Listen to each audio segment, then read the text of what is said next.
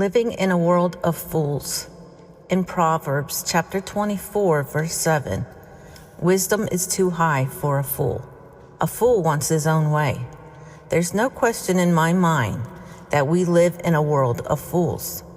In fact, everyone born into this world comes in with congenital foolishness, otherwise known as sin nature.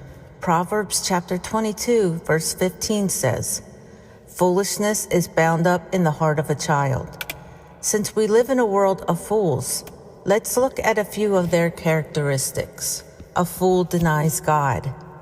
Found in Psalm chapter 14, verse 1 says, "The fool has said in his heart, there is no God." They are corrupt. They have committed abominable deeds.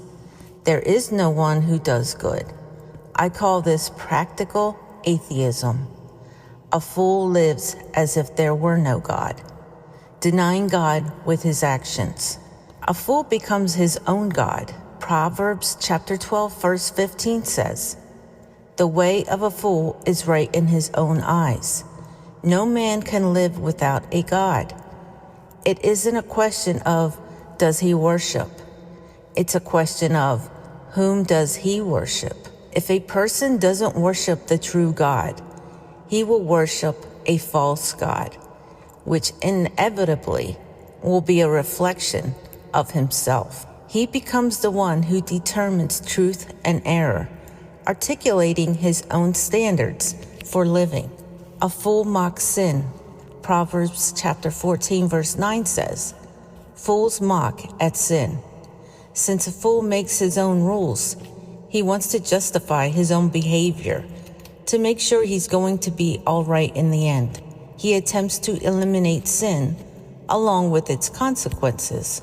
A fool then begins by living as if there were no God, substituting himself as God and determining his own style of life. Then he denies the existence of sin because he cannot tolerate guilt.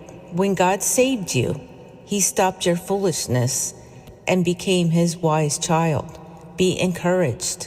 Knowing God will continue to help you grow in wisdom through your understanding of and obedience to his word.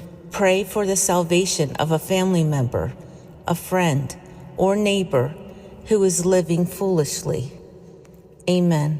God bless you. Until next time.